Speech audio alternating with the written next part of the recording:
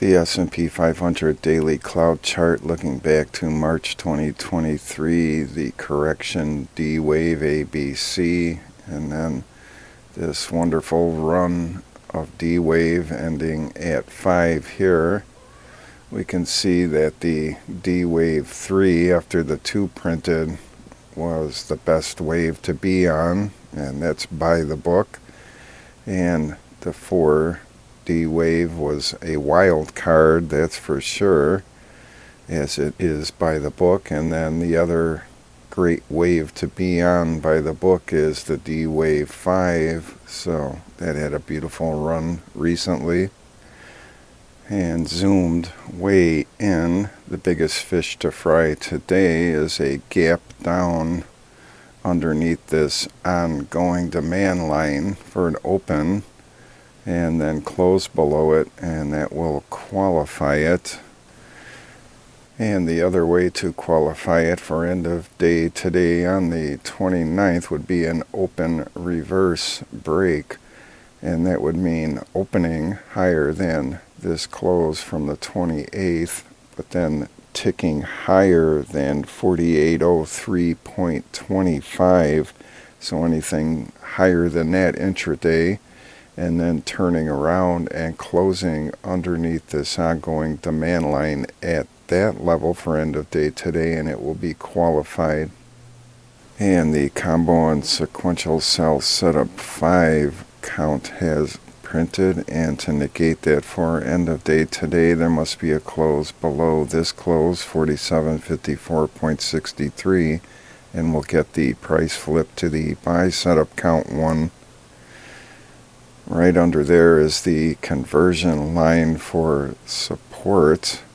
As you can see, the price flip happens here, so that's pretty good support. And then all of the bands are moving up. The mid band of the Bollinger Band at that level, right by the Stark Band lower band, and the Channel 3 low band, and there's the baseline. So if price makes it below the conversion line, then we'll be stuck between the baseline and conversion line again. And if the lower bands start getting pushed down, as the upper Stark band has been going sideways and is now on a slight downwards trajectory, so if that happens down here on the lower band, and there could be some trouble. And to the upside, there's the sequential sell risk level that printed yesterday, and the combo disqualified sell risk level at that level, so resistance levels there. And this ongoing demand line is at 4583.54 for today, the 29th, and then in a few days, 3 or 4 trading days, it should be up to about 4600, but this is quite a solid floor, so it might have trouble making it down to 4600. And there is a qualified demand projection at this level, but if this one becomes qualified and confirmed, that will print another qualified demand projection negating this one somewhere up here. And in the S&P 500 weekly chart, this is an important level here, is a qualified and confirmed propulsion exhaustion up going back to the October 2022 low, where this qualified and confirmed momentum up happened.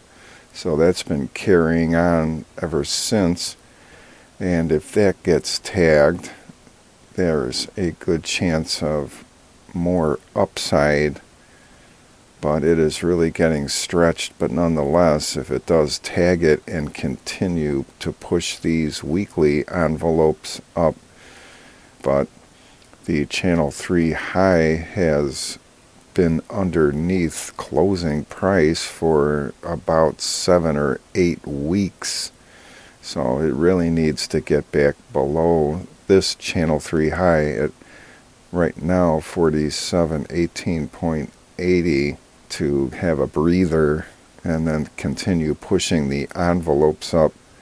So 4,600 might be a difficult level to reach to the downside, believe it or not. So maybe in the mid 4,600 zone is a good buying opportunity, as we've just seen in the daily chart.